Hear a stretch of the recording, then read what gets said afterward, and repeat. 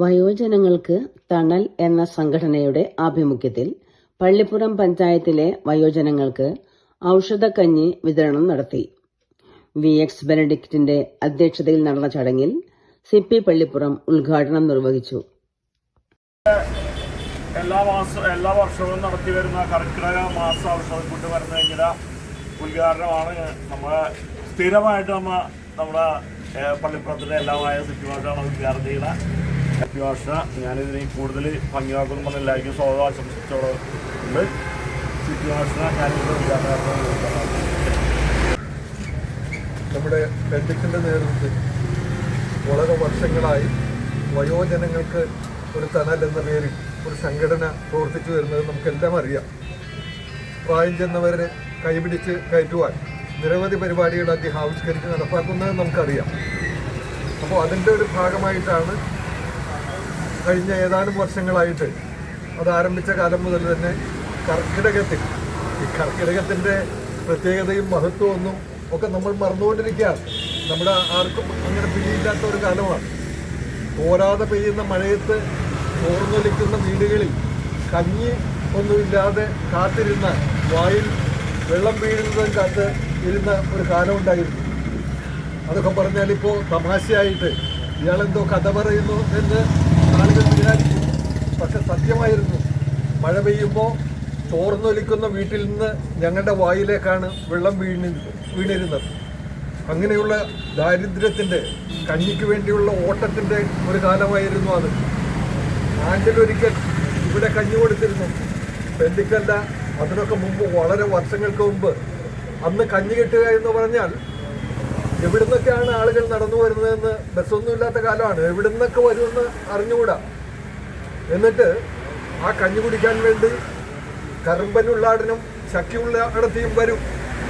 അവർക്ക് ചട്ടി പോലുമില്ല, കഞ്ഞി കുടിക്കാൻ ചട്ടി പോലുമില്ല, ഒരു പാത്രവുമില്ല. അവിടെ നിലത്ത് ഈ ഭാഗത്തൊരു കുഴി കുഴിച്ച് ചേമ്പില അതിലിറക്കി വെച്ച് ചക്കി ഉള്ളാടത്തെയും കറുമ്പൻ ഉള്ളാടനും കാത്തിരിക്കുന്ന, കഞ്ഞിക്ക് വേണ്ടി കാത്തിരിക്കുന്ന ആ ഓർമ്മ, ആ ചിത്രം എൻ്റെ മനസ്സിലുണ്ട്. ഈ മുറ്റത്ത് നടക്കുന്ന സംഭവമാണ്. അപ്പോൾ കഞ്ഞിക്ക് അങ്ങനെ വിലയുണ്ടായിരുന്നു. നമുക്ക് കഞ്ഞി എന്നൊക്കെ കേട്ടാൽ കഞ്ഞി കുടിക്കുന്നവനൊക്കെ വെറും കഞ്ഞിയാണെന്നാണ് ആളുകളുടെ വിചാരം. ആ കാലത്തിലേക്ക് അങ്ങനെ മാറി. എങ്കിലും ഇന്നും കഞ്ഞിക്ക് വേണ്ടി ദാഹിക്കുന്നവരൊക്കെ നമ്മുടെ സമൂഹത്തിലുണ്ട് എന്നത് നമ്മൾ മറക്കരുത്. ഇതൊക്കെ കഞ്ഞി കാരണം പോരാതെ പെയ്യുന്ന മഴയാണെന്ന് ഞാൻ പറഞ്ഞു. മഴ നമ്മളെല്ലാം ഇന്ന് ഒരു അല്പമൊന്നും ഒരു പിടിയില്ല. കാലാവസ്ഥാ വ്യതിയാനം മൂലം എല്ലാം താളം തെറ്റിക്കൊണ്ടിരിക്കുകയാണ്. ഇത് നമ്മളെ എവിടെ കൊണ്ട് ചെന്ന് എത്തിക്കും ഒന്നും നമുക്ക് അറിഞ്ഞുകൂടാ. അത്ര വലിയ ഒരവസ്ഥയിലേക്കാണ് നമ്മൾ പോകുന്നത്. നമ്മൾ കറണ്ടില്ലാത്ത വൈദ്യുതി ഒന്നും കിട്ടാത്ത ഒരു കാലത്തിലേക്ക് നീങ്ങുമോ എന്ന് സംശയിക്കുകയാണ്. അപ്പം ആ കാലത്ത് നമ്മൾ ആ ഓർമ്മ പുതുക്കാനായി മരുന്ന് കഞ്ഞി കർക്കിടക മാസത്തിൽ അരിയൊക്കെ ഇങ്ങനെ സൂക്ഷിച്ചു വെച്ച് അതിൽ മരുന്ന് പല ഉലുവ, ആശാളി, കുറുന്തോട്ട് വേര്, ഇങ്ങനെ പല സാധനങ്ങളുണ്ട്. അതെല്ലാം നമ്മൾ പറിച്ചെടുക്കും. മറ്റേ മരുന്ന് കടകളിൽ നിന്ന് വാങ്ങും. ചിലതെല്ലാം നമ്മൾ ഒരു കൊല്ലമായിട്ട് സൂക്ഷിച്ചു വയ്ക്കും. അത് ഒരു കാര്യം ഞാൻ കഴിഞ്ഞ കൊല്ലവും പറഞ്ഞതാണ്. മലവെള്ളം വരും. അപ്പോൾ ഒഴുകി വരുന്ന ചില സാധനങ്ങൾ കടപ്പുറത്ത് അടിയും. ആ കൂട്ടത്തിൽ ആ മലവെള്ളം കഴിഞ്ഞ് കടപ്പുറത്ത് ഞങ്ങൾ പോകുമ്പോൾ പല സാധനങ്ങളും കിടക്കും. അതിൽ പൊട്ടത്തോക്ക് ഉണ്ടാക്കാനുള്ള ചെറിയ ഈറ്റക്കമ്പ് കിട്ടും. ആ കൂട്ടത്തിൽ ഒരു നല്ല ഹൃദയത്തിൻ്റെ ആകൃതിയിലുള്ള ഒരു കായുണ്ടായിരുന്നു. അതിന് ഞങ്ങളൊക്കെ കക്ക് എന്നാണ് പറഞ്ഞിരുന്നത്. കക്ക് കാണാൻ നല്ല ഭംഗിയാണ്. ആ കക്ക് പൊട്ടിച്ച് ആ മരുന്ന് കഞ്ഞിയിൽ അത് ആളുകൾ സൂക്ഷിച്ചു വയ്ക്കും.